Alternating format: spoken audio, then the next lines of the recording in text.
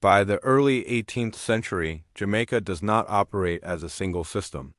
Its coastline and its interior develop under different constraints and therefore produce different forms of order. Along the coast, British authority is visible and repeatable. Plantations line river mouths and flatland where sugar can be grown and shipped.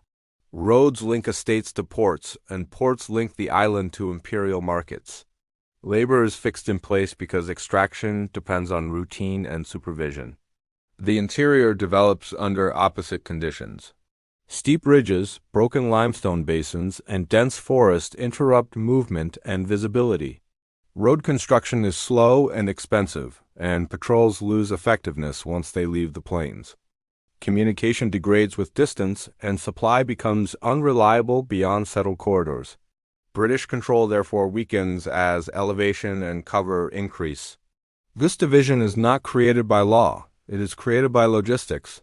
The plantation system requires flat land, transport access, and continuous labor. The interior denies all three at scale. As sugar expands along the coast, the inland space remains only partially governed. Runaway enslaved people first move as individuals rather than organized groups.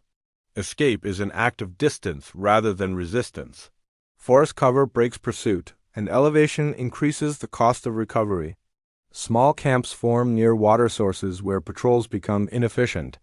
These camps do not begin as political communities. They begin as places where pursuit fails. As numbers increase, these camps change function. Food must be grown quietly and in scattered plots. Smoke must be controlled. Movement must avoid established paths. Scale is limited by the need to remain concealed. Population grows slowly, but experience accumulates. Each successful escape removes labor from the plantation system. Each failure teaches the interior more about patrol routes and weak points. Knowledge moves inland even when people do not. This creates a permanent leak in the plantation labor structure. Over time, these inland groups stabilize into Maroon communities.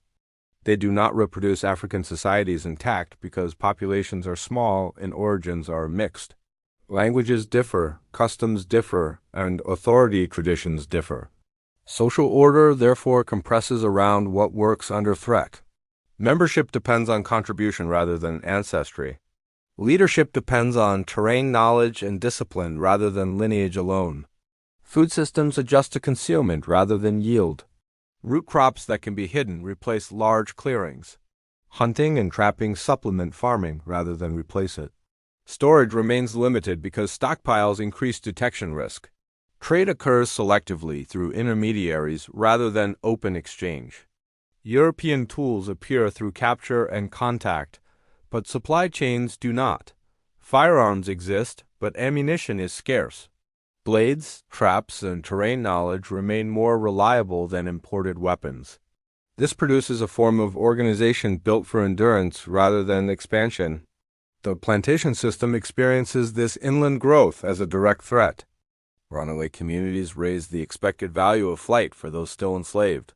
They provide routes, concealment, and proof that escape can persist. They turn individual desertion into a structural option. Planters respond by tightening discipline on the coast. Work routines harden. Punishments increase. Patrols expand into marginal areas. These measures raise costs without closing the leak. Colonial authorities face a different problem. They must defend ports and shipping while also responding to planter pressure. Troops sent inland consume food, fall sick, and fail to maintain presence. Each expedition produces reports, but not lasting control. The interior absorbs effort without yielding territory. Two systems now occupy the island. One depends on visibility, roads, and forced labor. The other depends on concealment, movement, and selective contact. Neither directly attacks the other, but each alters the operating conditions of the other. The coast experiences labor loss and rising security costs. The interior experiences population growth and organizational learning. This creates mutual pressure without open confrontation. By this stage, conflict has not yet begun, but it has become structurally possible. Runaway communities are no longer temporary shelters. They are learning how to persist. Plantations are no longer isolated units. They are learning how the vulnerable distance makes them. The island now holds two incompatible logics. Extraction on the coast requires stability and discipline. Survival in the interior requires concealment and mobility. These logics do not collapse into each other. They push against each other. What follows does not begin as ideology. It begins as cost.